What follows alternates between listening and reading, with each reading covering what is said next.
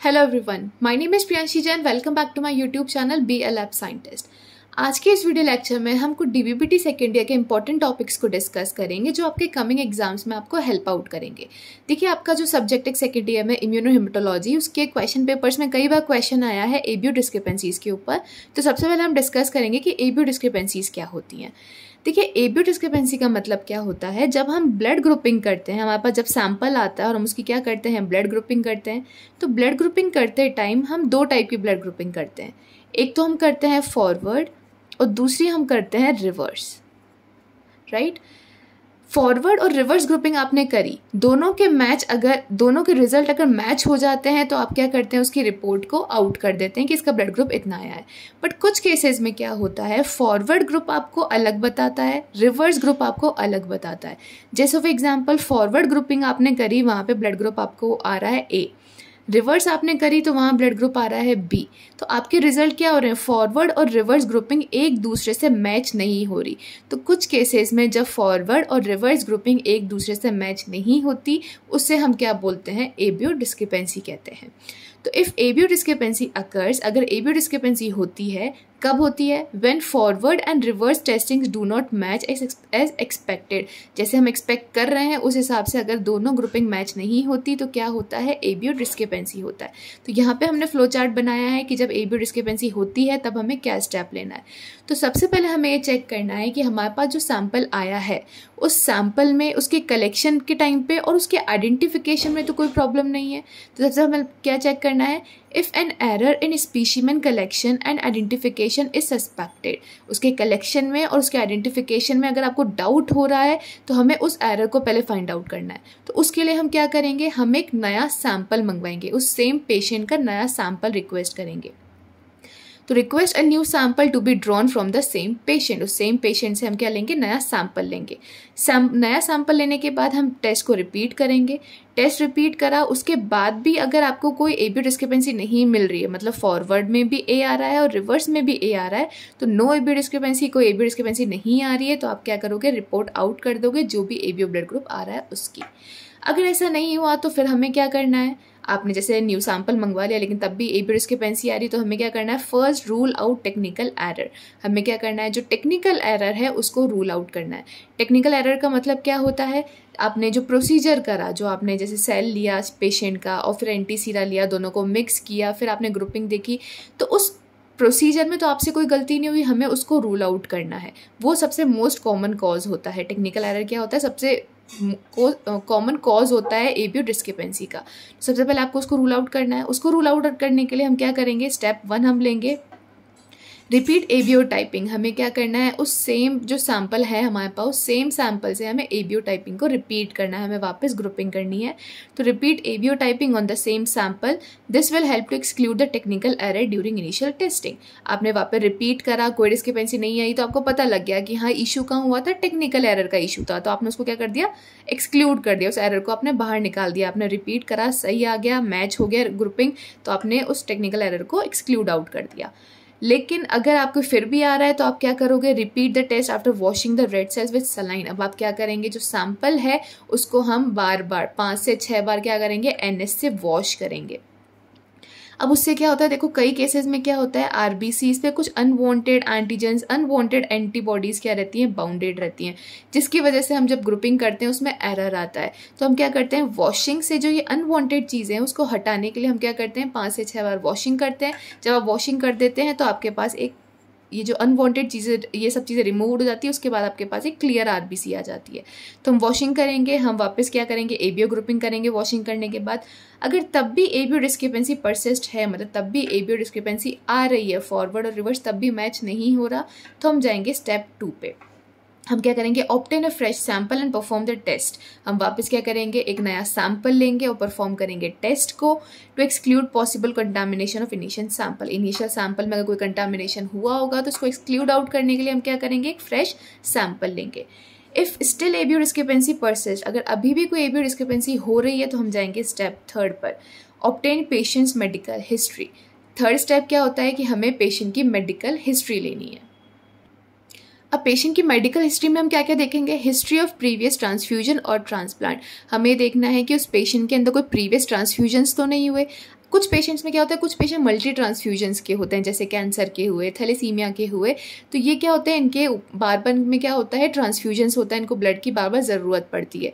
तो ऐसे केसेस में क्या होता है, इन पेशेंट्स के अंदर एलो एंटीबॉडीज़ बनने लग जाती है। तो हमें इन एलो एंटीबॉडीज़ को रूल आउट करने के लिए, ये देखने के लिए कि इसके अंदर एलो एंटीबॉडी तो नहीं है जिसकी वजह से एबीओ ग्रुपिंग में प्रॉब्लम आ रही है, तो उसके लिए हमें उसकी हिस्ट्री लेनी पड़ेगी। हमें पता करना पड़ेगा कि इसके अंदर कोई प्रीवियस ट्रांसफ्यूजन्स तो नहीं हुए, ये कोई ट्रांसप्लांट का पेशेंट तो नहीं है, या फिर हमें देखना पड़ेगा कि इसके कोई करंट मेडिकेशंस तो नहीं चल रही। कुछ मेडिसिन ऐसी होती हैं जो आरबीसीज पे क्या हो जाती हैं, बाउंड हो जाती हैं, और उसकी वजह से भी एबीओ ग्रुपिंग में प्रॉब्लम होती है। तो हमें देखना है कुछ इसके अंदर, कुछ पेशेंट के अंदर ऐसी कुछ मेडिकेशंस तो नहीं चल रही जिसकी वजह से आरबीसीज पे एंटीजेंस बाइंड हो रहे हैं और एबीओ डिस्क्रिपेंसी हो रही है। उसकी डायग्नोसिस हमें पता करनी है कि इस पेशेंट की डायग्नोसिस क्या है, क्या बीमारी है इसको। कुछ होते हैं कैंसर के पेशेंट्स, ल्यूकीमिया के पेशेंट्स, जिसकी वजह से एंटीजेंस के अंदर प्रॉब्लम होती है, तो हमें उसकी डायग्नोसिस पता करनी है, उसकी डायग्नोसिस क्या है। अगर कोई फीमेल है तो हमें उसकी प्रेगनेंसी हिस्ट्री मालूम करनी है कि इसकी प्रेगनेंसी हिस्ट्री क्या रही है। जैसे कई वो जो फीमेल है वो इम्यूनाइज तो नहीं है किसी एंटीजन से, तो हमें उसकी प्रेगनेंसी मालूम करनी है, उसकी हिस्ट्री मालूम करनी है, उससे हम ये सब चीज़ें क्या कर सकते हैं, मेडिकेशन से हम उसको रूल आउट कर सकते हैं। तो कंसिडर द पॉसिबिलिटी, जब आपने ये हिस्ट्री मालूम कर ली तो आपको ये पॉसिबिलिटी देखनी है। हमें देखो, ब्लड ग्रुपिंग जब हम करते हैं उसमें दो चीज़ें इन्वॉल्व होती हैं, एंटीजेंस और एंटीबॉडीज़, ठीक है। तो हमें क्या रूल आउट करना है, हमें ये देखना है हिस्ट्री मालूम करके कि उसके अंदर कुछ ऐसे एंटीजेंस तो नहीं है जो वीक है, मिसिंग है या फिर एक्स्ट्रा है, या फिर कुछ ऐसी एंटीबॉडीज़ तो नहीं है जो वीक हैं, मिसिंग हैं और एक्स्ट्रा हैं। ये क्या होती है अब हम नेक्स्ट समझेंगे, जब हम एबीओ डिस्क्रिपेंसी के कॉजेज देखेंगे ना, तो वीक और मिसिंग, एक्स्ट्रा के हमें चीज़ें समझ आएंगी। बट यहाँ पे मैं आपको ये समझाना चाह रही हूँ कि जब आप उसकी मेडिकल हिस्ट्री देख रहे हो पेशेंट की, तो आपको क्या देखना है, आप ये देखना है कि इस हिस्ट्री की वजह से, इस मेडिकेशंस की वजह से उसके एंटीजेंस और उसके एंटीबॉडीज़ पे क्या फ़र्क पड़ रहा है। क्या वो वीक हो रहे हैं एंटीजन एंटीबॉडी, या वो मिसिंग हो रहे हैं एंटीजन एंटीबॉडी, या फिर एक्स्ट्रा एंटीजन एंटीबॉडी आ रहे हैं, ठीक है। तो आपको ये रूल आउट करना है इसके अंदर। फिर फोर्थ स्टेप में हमें डिसाइड करना है कि जो प्रॉब्लम आ रही है वो रेड सेल टेस्टिंग में आ रही है या फिर सीरम प्लाज्मा टेस्टिंग के अंदर आ रही है। मतलब फॉरवर्ड ग्रुपिंग के अंदर प्रॉब्लम आ रही है, फॉरवर्ड ग्रुपिंग में हम क्या देखते हैं, रेड सेल देखते हैं, तो प्रॉब्लम फॉरवर्ड ग्रुपिंग में आ रही है या रिवर्स ग्रुपिंग में आ रही है, मतलब प्रॉब्लम एंटीजेंस में आ रही है या एंटीबॉडीज़ में आ रही है, ये रूल आउट करना है। उसके बाद हमें उसके हिसाब से देन इन्वेस्टिगेट अकॉर्डिंगली, उसके हिसाब से हमें क्या करना है, इन्वेस्टिगेट करना है। अब नेक्स्ट है कि एबीओ डिस्क्रिपेंसी के कॉजेज़ क्या क्या हो सकते हैं। देखिए, एबीओ डिस्क्रिपेंसी के जो कॉजेज़ हैं वो दो टाइप में डिवाइड कर रखे हैं कि कॉज फॉरवर्ड ग्रुप में प्रेजेंट है या जो उसका कॉज है वो रिवर्स ग्रुप में प्रेजेंट है, मतलब आरबीसीज के ऊपर प्रेजेंट है या प्लाज्मा के अंदर प्रेजेंट है। आरबीसीज में अगर हमें कॉज देखना है तो हम क्या देखेंगे, एंटीजेंस देखेंगे। प्लाज्मा में अगर हमें वजह देखनी है तो हम किस पे ध्यान देंगे, एंटीबॉडीज़ पे ध्यान देंगे। तो एंटीजेंस देखिए तीन टाइप में डिवाइडेड है, वीक, मिसिंग, वीक और मिसिंग एंटीजेंस, एक्स्ट्रा एंटीजेंस और मिक्स्ड फील्ड एंटीजेंस। मिसिंग और वीक एंटीजेंस का मतलब क्या होता है, उसको भी हमने एग्जांपल्स में दो में बता रखा है। एग्जांपल्स हैं जैसे कि ए और बी सब ग्रुप्स, जैसे ए के सब ग्रुप होते हैं ना, A1 A2, बी के होते हैं B1 B2, तो ये सब क्या है, सब ग्रुप्स हैं ए और बी के। ऐसे केसेस क्या होते हैं, मिसिंग और वीक एंटीजेंस के अंडर आते हैं। जैसे आप मान के तो चल रहे हो कि ब्लड ग्रुप ए है, लेकिन है क्या एक्चुअली उस पेशेंट का ब्लड ग्रुप A2 है, तो क्या किसके अंडर आ रहा है, वो मिसिंग और वीक एंटीजेंस के अंडर आ रहा है। ऐसी है डिजीज़ जैसे कि ल्यूकीमिया के केसेस में क्या होता है, आरबीसीज के ऊपर एडिक्वेट अमाउंट में, मतलब पर्याप्त अमाउंट में एंटीजेंस नहीं बन पाते, वीक होते हैं, मिसिंग होते हैं, जिसकी वजह से आप जब टेस्टिंग लगाते हो तो उसके अंदर प्रॉब्लम आती है। तो जैसे ल्यूकीमिया के अंदर भी क्या होता है, मिसिंग और वीक एंटीजेंस होते हैं। एक्स्ट्रा एंटीजेंस किसके अंदर होते हैं, जैसे कि रोलेक्स फॉर्मेशन और acquired B blood group. Rouleaux formation का मतलब क्या होता है, देखिए हमें मालूम है कि आरबीसीज के ऊपर कौन सा चार्ज होता है, नेगेटिव चार्ज होता है। इस नेगेटिव चार्ज की वजह से आरबीसीज क्या होती हैं, एक दूसरे से दूर दूर रहती हैं। लेकिन कुछ केसेस के अंदर जैसे कि हाइपरप्रोटीनीमिया के अंदर जब ब्लड में प्रोटीन का लेवल बढ़ जाता है, इन केसेस में क्या होता है, प्रोटीन्स क्या करते हैं, इसके नेगेटिव चार्ज को कम कर देते हैं, आरबीसीज के नेगेटिव चार्ज को कम कर देते हैं। जैसे ही आरबीसीज का नेगेटिव चार्ज कम हो जाएगा तो आरबीसीज क्या होंगी, एक दूसरे के पास आने लगेंगी। पास आने का मतलब क्या है, जब आरबीसी एक दूसरे के पास आती है तो कौन सी रिएक्शन आती है, एग्लूटिनेशन। हम उसे बोलते हैं कि आरबीसी एग्लूटिनेट हो गई, एक दूसरे के पास आ गई।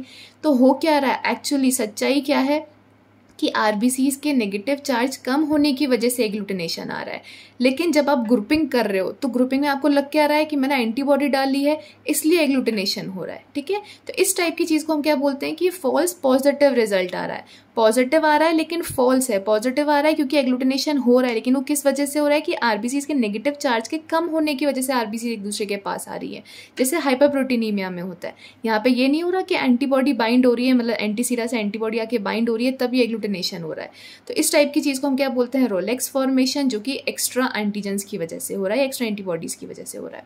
सॉरी, यहाँ पे एंटीजेंस को हम कंसिडर कर रहे हैं तो यहाँ पे एक्स्ट्रा एंटीजेंस की वजह से हो रहा है। अक्वायर्ड बी ब्लड ग्रुप में क्या होता है, देखिए अक्वायर्ड बी ब्लड ग्रुप को हम डिटेल में बाद में डिस्कस करेंगे, बट यहाँ पे सुपरफिशियली आप ये समझिए कि अक्वायर्ड बी ब्लड ग्रुप में क्या होता है, पेशेंट का A blood group B blood group के अंदर बदल जाता है। ठीक है, तो ये भी किसके अंदर कंसिडर आता है, मतलब आप ब्लड ग्रुप तो मान के चल रहे हो, आपको फॉरवर्ड में आएगा ए, ठीक है, या फॉरवर्ड में आएगा आपको बी, लेकिन रिवर्स आपको बता रहा है ए, मिसमैच हो रहा है। तो यहाँ पे क्या हो रहा है, अक्वायर्ड बी ब्लड ग्रुप, इसको हम बाद में डिटेल में डिस्कस करेंगे, बट ये अक्वायर्ड बी ब्लड ग्रुप भी किसका एग्जाम्पल है, एक्स्ट्रा एंटीजेंस का एग्जाम्पल है। मिक्स फील्ड एंटीजेंस के अंदर क्या होता है, देखो मिक्स फील्ड के नाम से हमें समझ आ रहा है, मिक्स फील्ड का मतलब क्या है कि इसके अंदर एंटीजेंस मिक्स हो रहे हैं। जैसे कि एग्जाम्पल है stem cell transplant. Stem cell transplant में क्या होता है, जो पेशेंट है उसके अंदर डोनर का आपने स्टेम सेल डाला, डोनर के जब हम स्टेम सेल्स डालते हैं तो डोनर के भी कुछ एंटीजेंस गए हैं, कुछ एंटीजेंस पेशेंट के भी हैं, तो दोनों के एंटीजेंस क्या हो रहे हैं, मिक्स हो रहे हैं पेशेंट की बॉडी के अंदर। तो इस चीज़ को हम क्या बोलते हैं, मिक्स्ड फील्ड एंटीजेंस, और ये भी हमें ग्रुपिंग के अंदर क्या करता है, प्रॉब्लम करता है। तो इसका एग्जाम्पल है स्टेम सेल ट्रांसप्लांट। अब हम रिवर्स या प्लाज्मा या एंटीबॉडीज़ की बात करें तो ये भी दो में डिवाइडेड है, मिसिंग और वीक एंटीबॉडीज़ और एक्स्ट्रा एंटीबॉडीज़।